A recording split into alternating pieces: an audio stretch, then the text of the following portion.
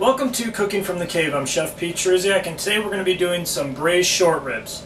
This is a great meal if you want to prepare the food early in the day and then serve it later on because of how long it takes. It's also a great food to do for a large group of people, especially if they're family members and stuff, because it's so rustic in its nature. It also lends well to other vegetables that you can serve it over or next to on the plate and everything like that. Let's start with the meat.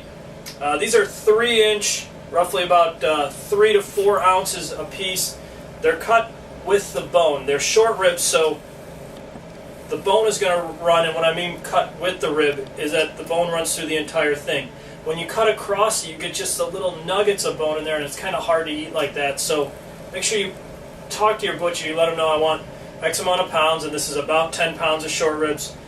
3-inch cut and with the bone. All right. So at this point, let's season this up. I'm seasoning it with some, very simple ingredients. I have garlic powder, 3 tablespoons of, and yeah, you're going to get your hands dirty with this one. 2 tablespoons of smoked paprika, 2 tablespoons of dried basil, thyme, and rosemary mix. And the reason why I'm using all these dry ingredients for seasoning this is because it cooks so long that if I was to use fresh ingredients or fresh herbs in this, all the flavor would be gone.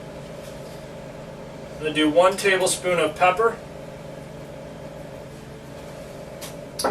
and 2 tablespoons of salt.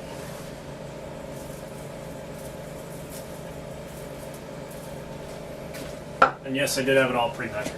So let's go ahead and rub these in. When you're rubbing in the spices and the salt and pepper and everything on here, make sure you pick up each one, you get it nice and coated with it. If anything does fall to the bottom of the pan, it's alright, just get down in there, press the meat down in there, rub it in, and go from there. Make sure it's evenly coated, but it's also well coated on all the sides of the short rib. Our next step is to sear the beef, and what I'll do is I'll turn the pan on to a medium-high heat. I'm going to coat it with a little regular canola oil for this one, because the pan is going to be fairly hot. We don't want to use a extra virgin olive oil or anything like that. It's going to cause a lot of smoke. And we're just going to drop the pieces in, and we're going to want to sear the ribs on each side. And we'll continue to do this and rotate them as one side gets cooked. We'll flip them over, do that. And once they're done, we're going to move them back into this pan, and then we'll get into the rest of the recipe. As you can see, the short ribs have gotten some nice color on them. Your pan's going to change some colors in there too. There's going to be some caramelization on the bottom. That's from the spices, the salt and pepper, and then also the natural sugars in the protein. That's a beautiful color right there. That looks good. Take it out, lay it in your pan. And at this point, what we can do is we can start to add our vegetables once we remove all this meat from the pan.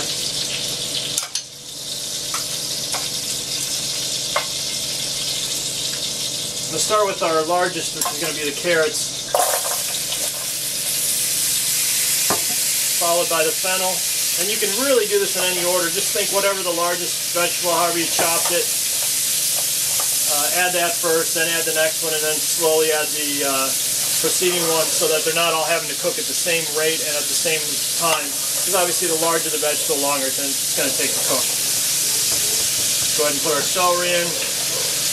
And what we're looking for is just some light coloring on the vegetables. Our onions I cut into rings so that when they cook down in the oven, I can then, when we're all done and we're going to plate this up, I can use these onion rings as nice presentation on top of the beef. And we're going to have this great sauce in here and everything as well. So that's why I did it that way. But you could just rough chop it if you wanted to. Alright, we'll let these saute for a little bit, stirring them occasionally, and they'll start to develop some color. Our vegetables have developed some color now. They're browning up nicely. They've caramelized. Our next step is to glaze the pan. And so I've turned my pan down to a low heat, and I'm going to glaze this with some marsala wine. You can use any strong-bodied wine, maybe a port or a Pinot Noir, a Cabernet, even a Syrah would be fine. Something with a little bit of body to it. I'm using the Marsala because it's got a little bit higher alcohol level. I will cook that out, but it's also going to be a little sweeter in flavor too. You could even use a little brandy if you wanted to.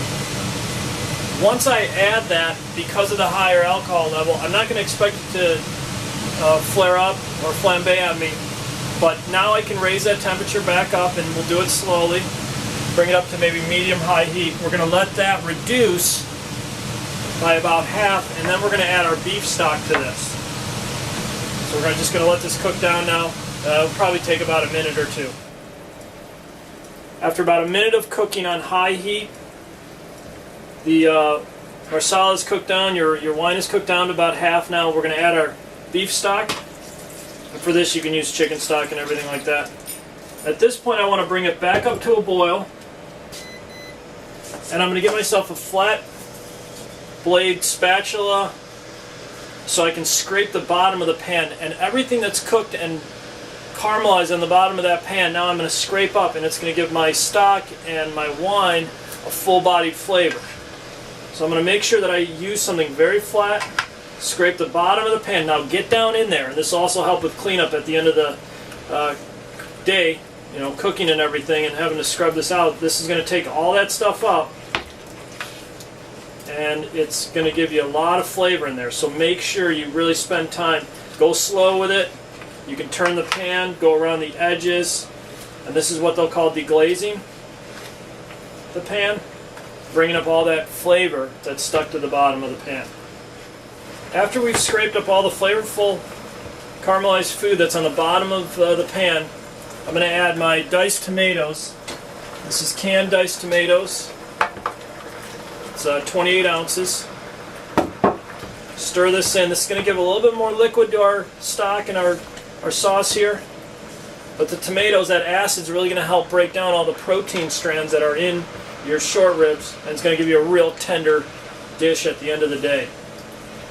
Stir this up, wait for it to come back up to a boil, always scraping the bottom of the pan, making sure that you get all the little flavor down there.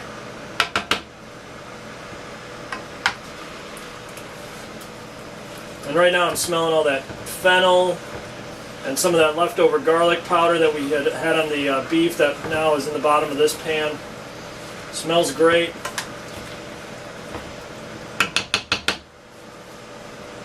And it's time to go ahead and pour this right over our beef. Now, anytime you're taking a pan off a burner, make sure you turn off that burner. Even though this is an induction top, I still do that for safety reasons.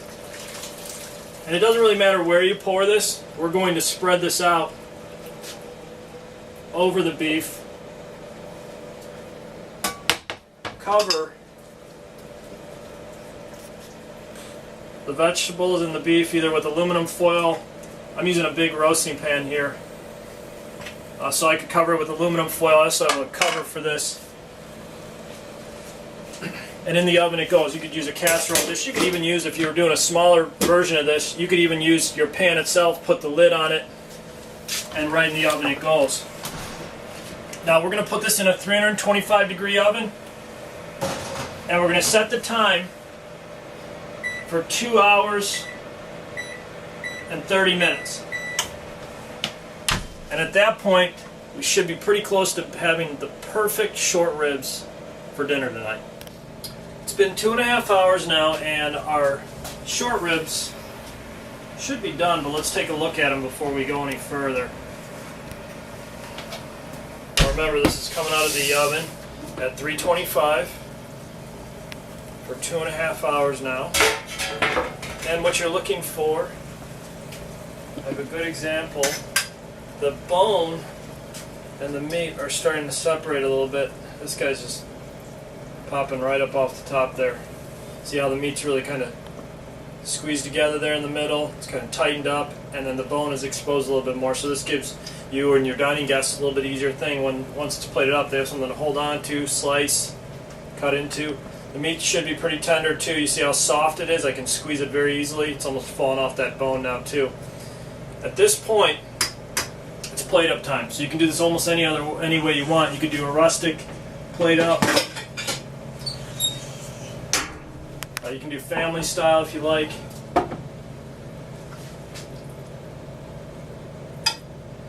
going to get some of those vegetables as well that we braise it with. Make sure those get on the plate. If you wanted to make mashed potatoes with this, it would go great. We're going to probably serve this with some, you could do asparagus, some green beans with this as well, roasted peppers. I do want to try and get as much of that fennel that we put in the pan because it's so delicate now and soft, and the flavor is really going to come through strong with that beef and everything. So it's a good flavor profile to have with that beef, is that nice braised fennel that we put in there. Celery you can add to the plate as well. And I also like to put some fresh tomatoes on the plate so that there is that, you know, that just tartness from that tomato that really brings out a lot of flavor as well. So something simple like this. We'll get a ladle or we'll get a spoon, pick up some of this sauce down in there, pour that on top. And a real nice hearty dish. Some of these tomatoes in there. Some nice hearty dish like that for either a cold winter day, a weekend dinner with friends and family, or just a simple family meal together. And there you go. Braised short ribs, done in about 3 hours at your home. Thanks for watching Cooking from the Cave. I'm Chef Pete Truziak, and we'll see you real soon.